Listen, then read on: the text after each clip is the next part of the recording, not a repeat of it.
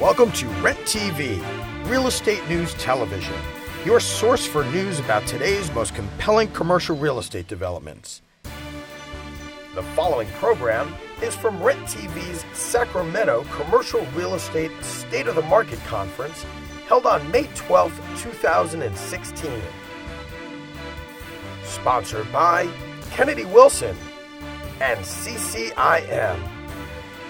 It is a keynote presentation by Bob Sonnenblick, principal of Sonnenblick Development Company, about the new Hyatt Hotel project he's developing at the Sacramento Airport.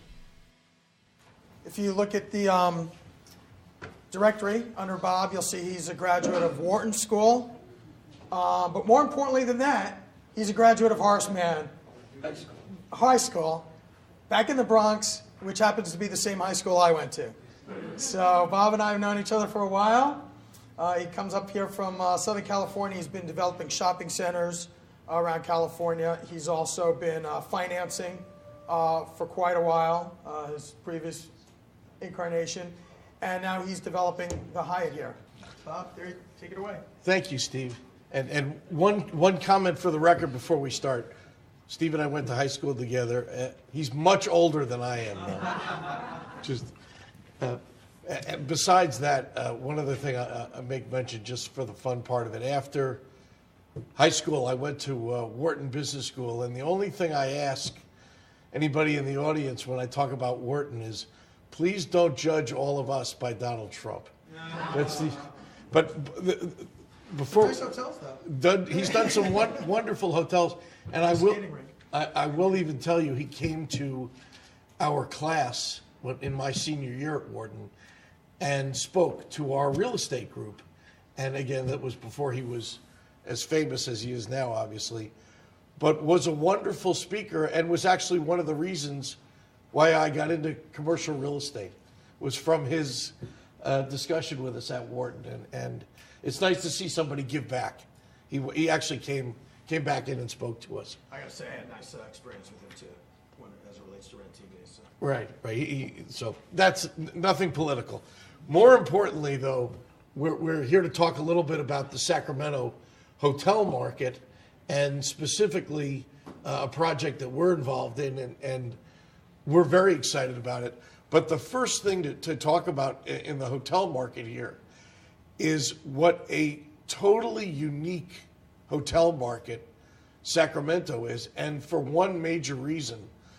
There has been an artificial stoppage of supply of hotel rooms. A lot of you remember several years back when Hurricane Katrina hit New Orleans and the levees all broke and there were huge problems.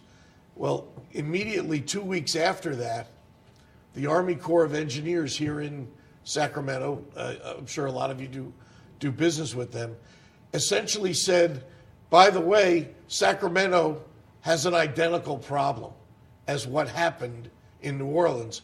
The problem hasn't broken yet, but we need to make sure to shore up all the levees. And as a result, the Army Corps of Engineers stopped all commercial development in that riverbed area, which stopped all hotel construction permits. Now, you heard some discussion in a previous panel about supply and demand and its effects on real estate.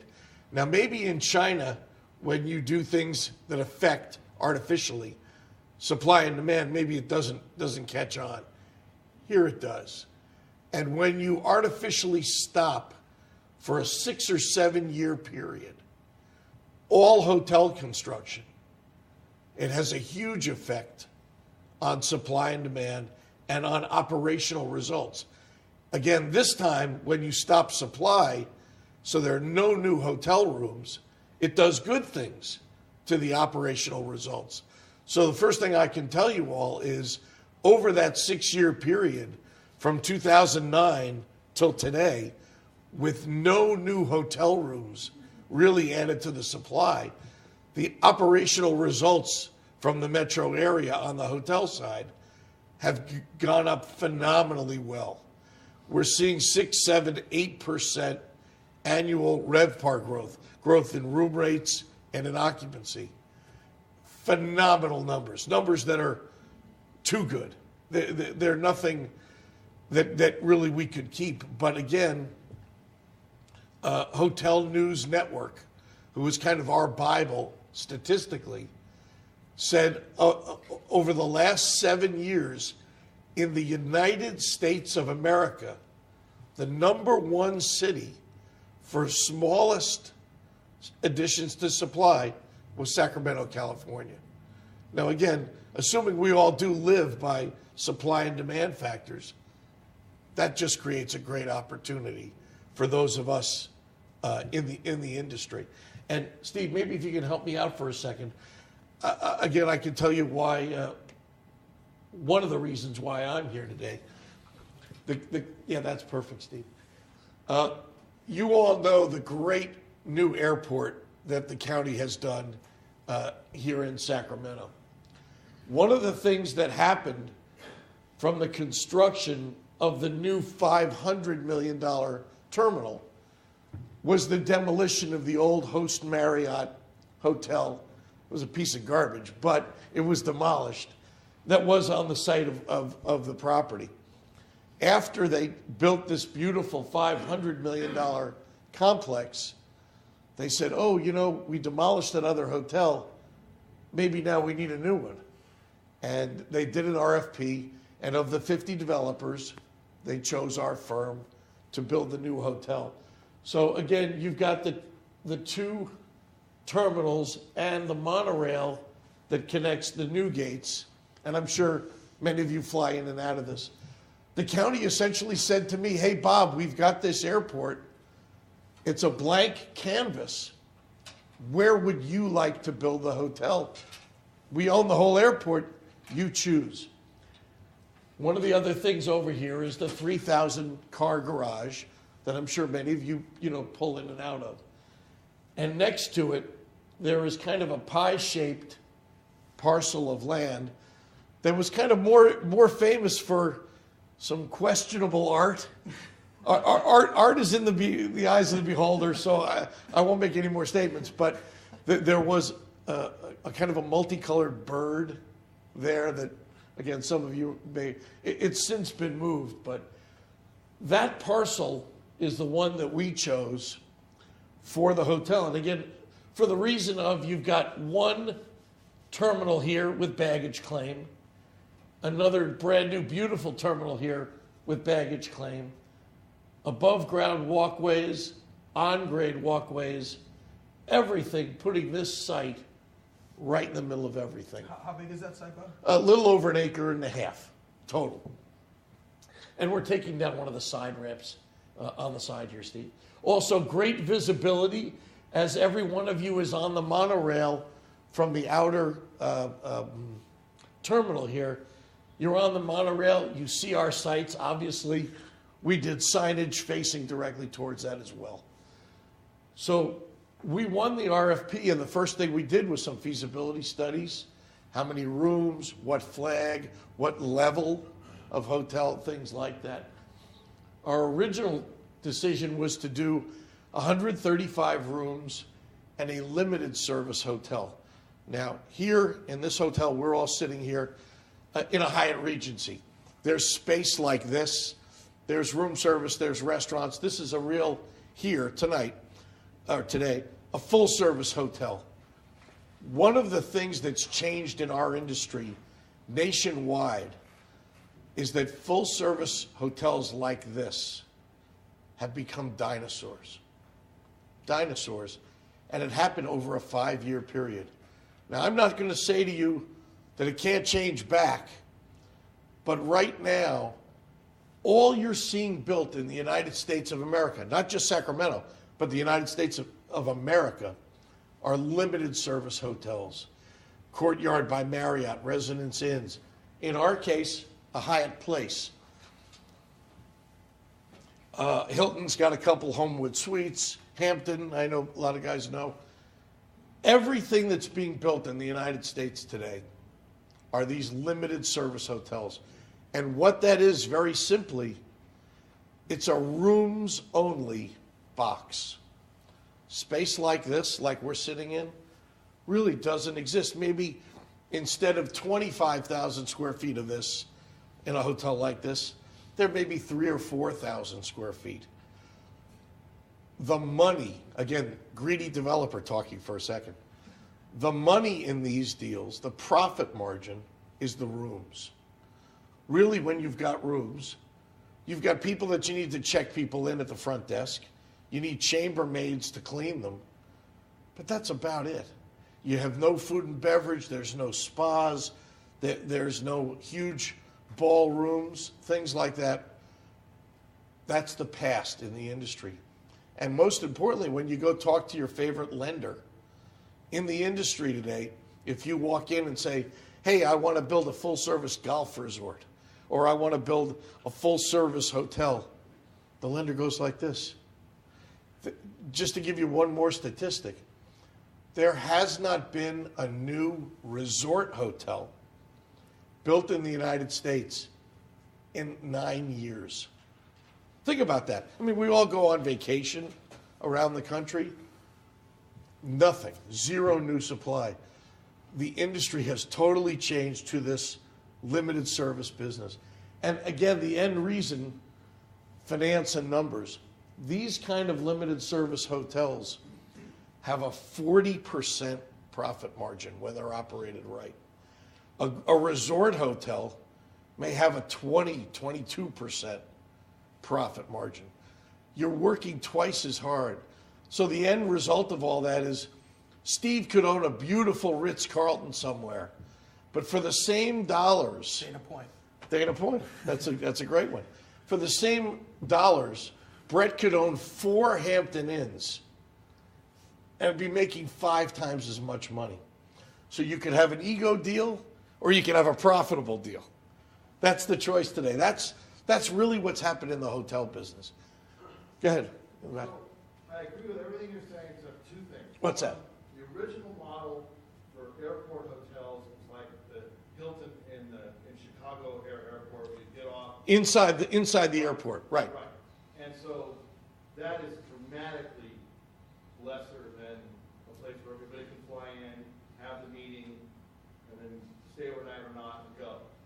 The second thing is it with regard to full service or not full service, I agree with you again, everything except for the new hotels that are next to Indian gaming casinos. Right, gaming casinos are a whole different. I agree with you on that, actually.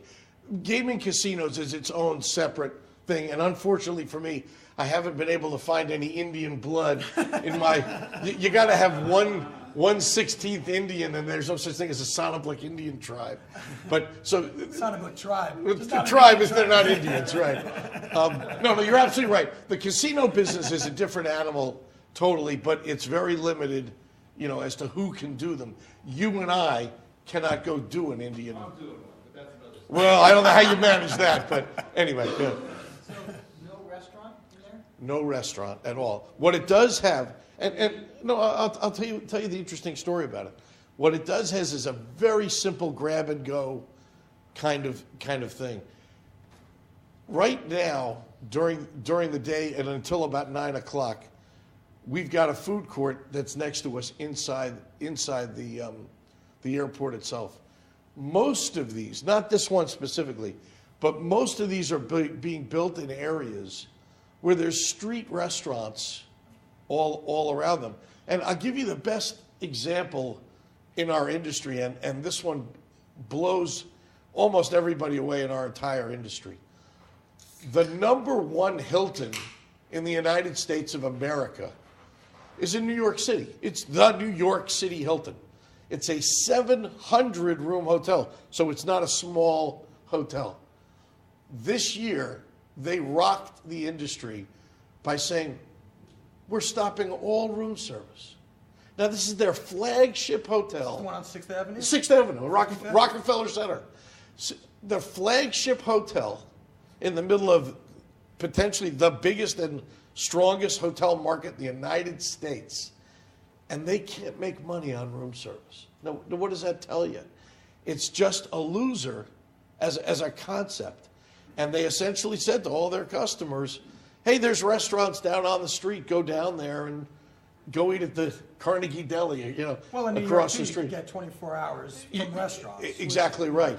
But it shows you that even in a restaurant like that, they can't make room service profitable. And one of the previous panels talked about, let's try to be more efficient with office buildings. The hotel industry is trying to be more efficient. And if something is a financial loser, they're cutting it out. And the concept is, we're going to try it. Let's see if we lose business over the following year as a result of stopping room service and not having it available to the customer you're talking about. But so far, it's gone. So my point being, when really one of the bellwether hotels of the United States of America goes to a radical move of stopping all room service, it means our whole industry is changing. What is the difference between, I know our company is building a Hyatt House in Southern California. I am too. And the Hyatt House does have those amenities. No. 8 to 10,000 square feet. I've seen the plans and it has about 8,000 square feet of amenities, including, but not warm food. It doesn't have, it just has cold food offered to them on Right. the I'm building a Hyatt House in Southern California also right now. We're doing one I'm building an $80 million Hyatt House on the campus of the USC Medical Center. We have no restaurants at all. That may just be a choice that your customer, owner, developer has put in. Yes, that's correct. Right, but the Hyatt House prototype doesn't have the restaurants or full service.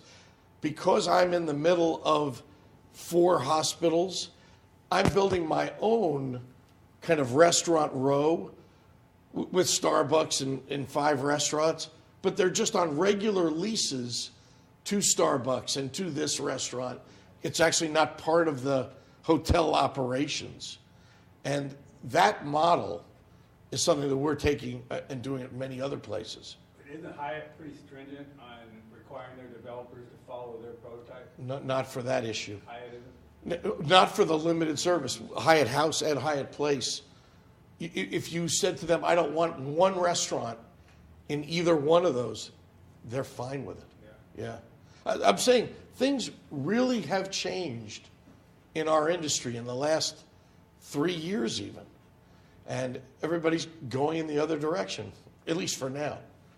Well, are you going to have conference rooms in there for people who want to fly in and have a meeting and all that? But they're Right. One of the things we're putting in here is about 4,000 square feet. Again, not 24,000 like in this Hyatt that we're sitting in, but 4,000 square feet, which is more like 5 boardrooms, maybe just the size from you to me, that are divisible into 5 individual small boardrooms where you could have meetings of 8 people max in each one.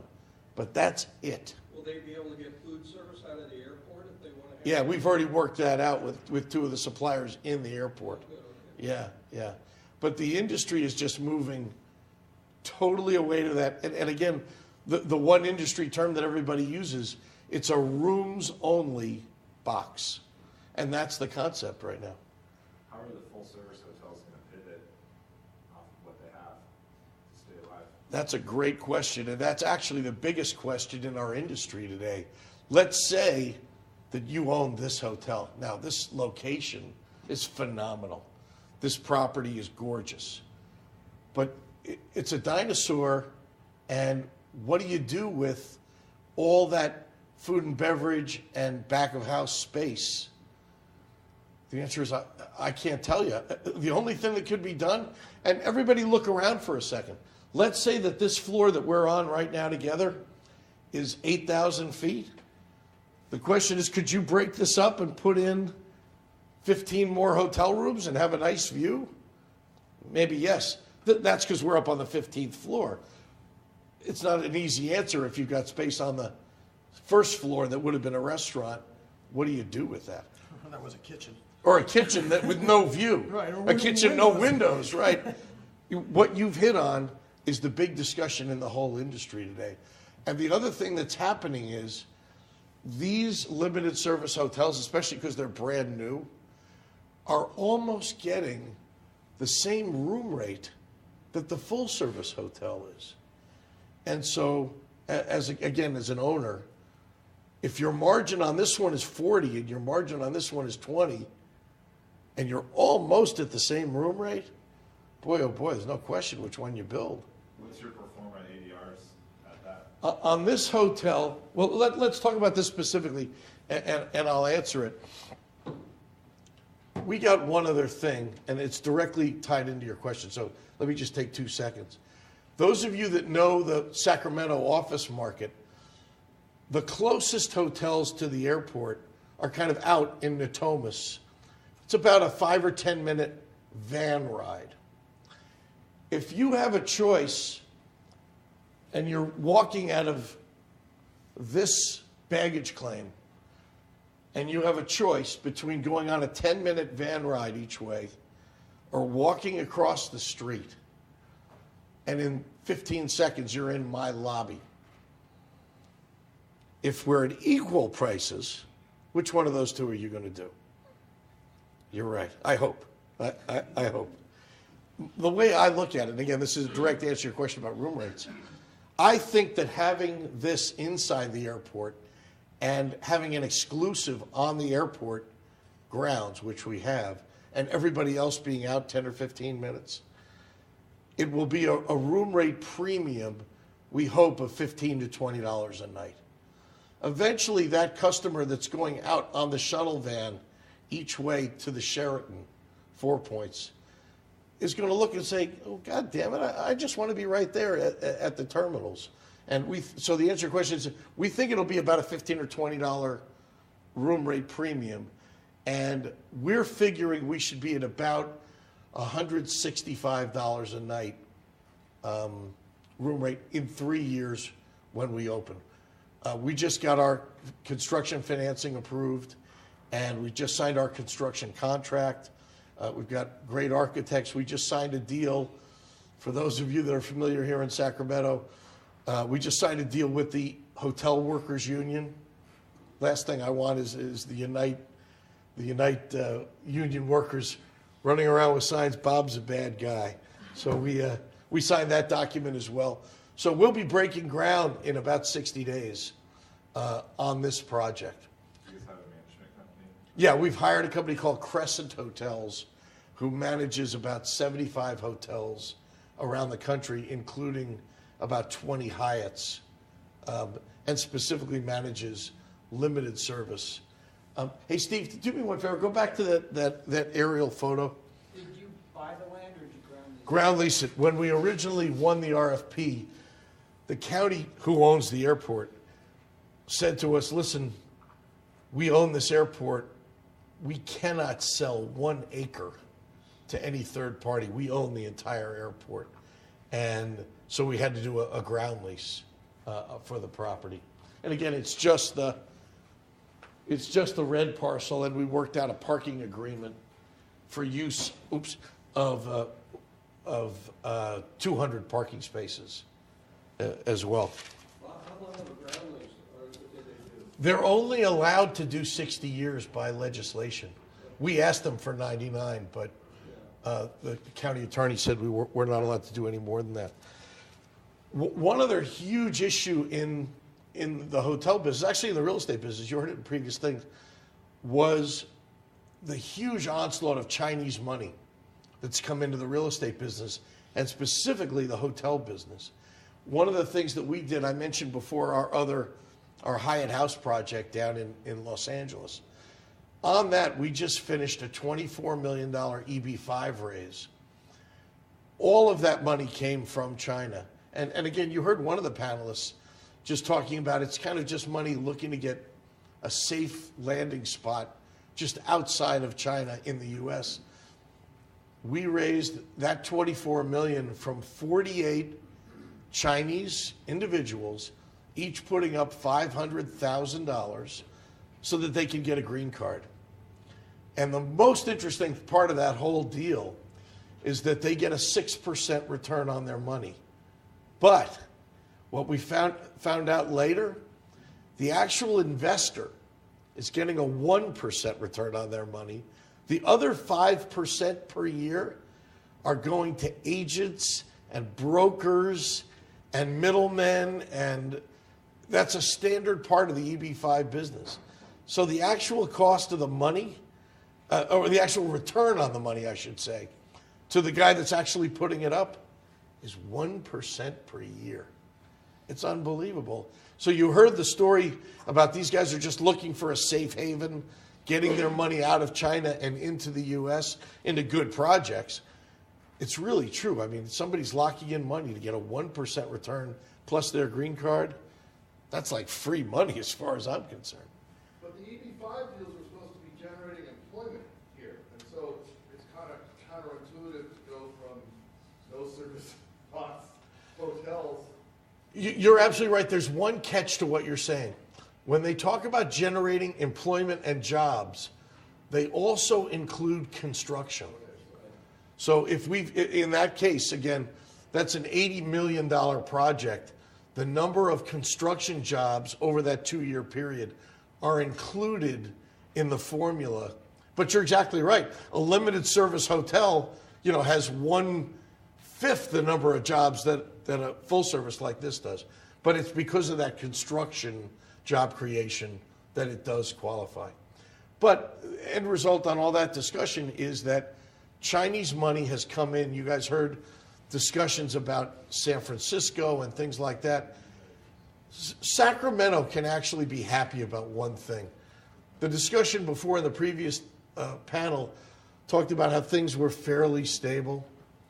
When we look at the craziness in Los Angeles and San Francisco, where things tend to spike up and spike down and spike up, the grass is always greener, but I will tell you that just having a steady market that you all are in, even if it is heavily state-oriented, is not such a bad thing.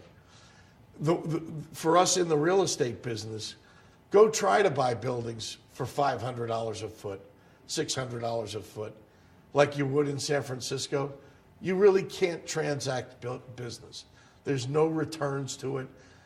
In order to make deals pencil, one of the things we're seeing in Los Angeles is these Chinese developers are coming in with the idea that they're going to build these huge projects and sell condos at $2,000 a foot.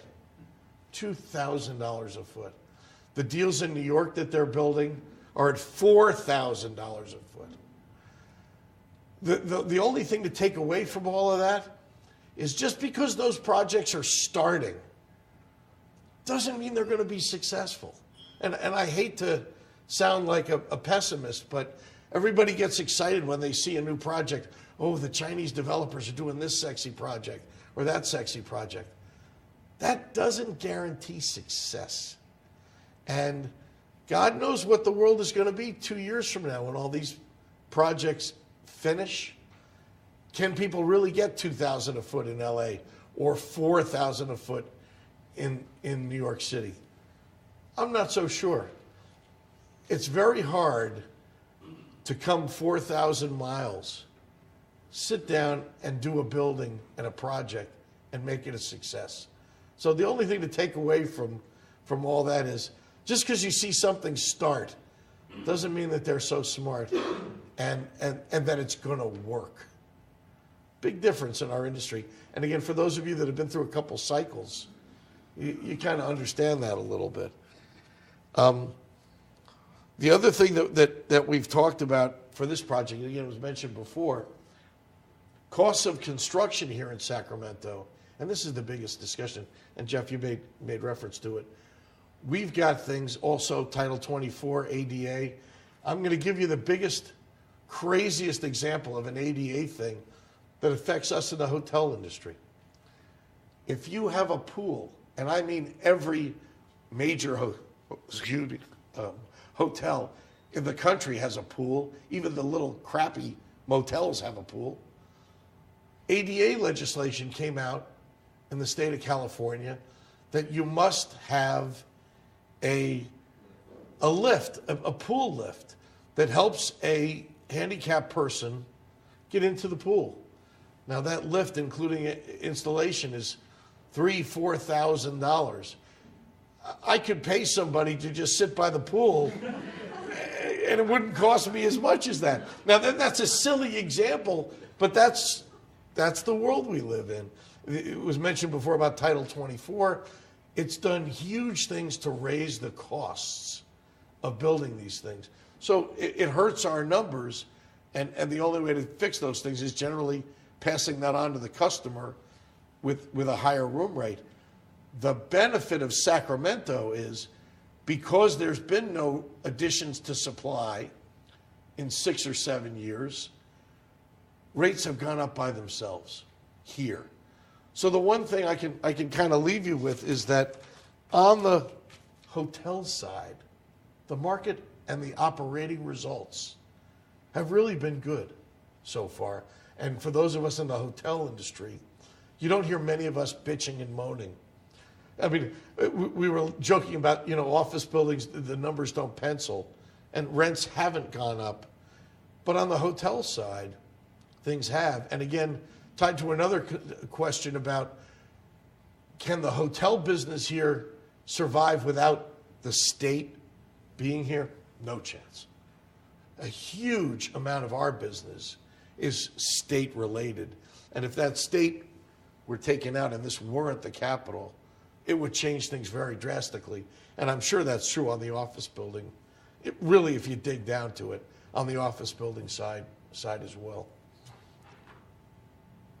One other last thing I can tell you is the airport itself is doing a great job representing you guys as locals.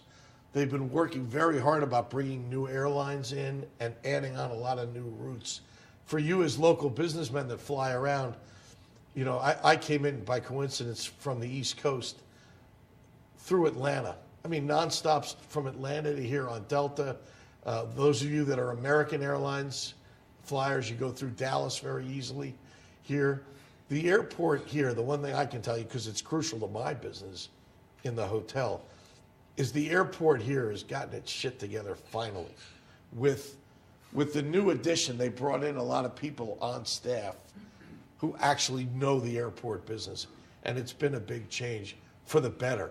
So I can tell you that the airport is going to be a lot better for you to use as locals. There'll be new routes added. The one unfortunate thing was that the airport was in the middle of working a deal with Virgin to add a couple of new locations, and now Virgin got gobbled up, and that kind of set things back. So we'll see what happens with that. But just in conclusion, we're very excited about what's going on here with the project. We're very excited, and all you should be excited about what the county's already done in terms of the actual airport building and terminals. It is I fly around a lot, I know many of you do. The terminal itself is a gorgeous project. They've actually built about 20 or 30 years in advance of itself. I don't think that this size of an addition is necessarily built for today, but it's better to build it at today's cost than do it 30 years from now when the costs are triple. And I think that's the decision that the county made, and the end result turned out really good. So just the final conclusion of all this is we're very excited about our site. You'll be seeing a beautiful, polished granite, gorgeous Hyatt Place coming up, 150 rooms over the next 18 months. Maybe if some of you live a little bit out, you may come in and stay overnight for an early morning flight out, things like that. We'll be open in about 20 months. And I don't know if there's any questions before we run out of here, but yeah.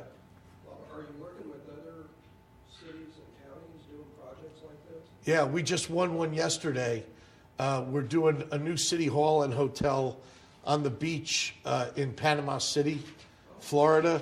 We just won, somebody mentioned Boeing. We just won a project on the waterfront. Boeing is headquartered up in Seattle, or their West Coast, headquarters up in Seattle in a town called Everett. And on the waterfront with the city, we're doing a Hyatt Place just like this. But our main business, and if any of you are brokers, we love to do hotels on the grounds of hospitals, especially larger hospitals. if any of you are tied into any hospital project here in the Sacramento metro area where there might be 2 acres on the grounds of the hospital, that's the kind of thing we really love, and feel free to contact us.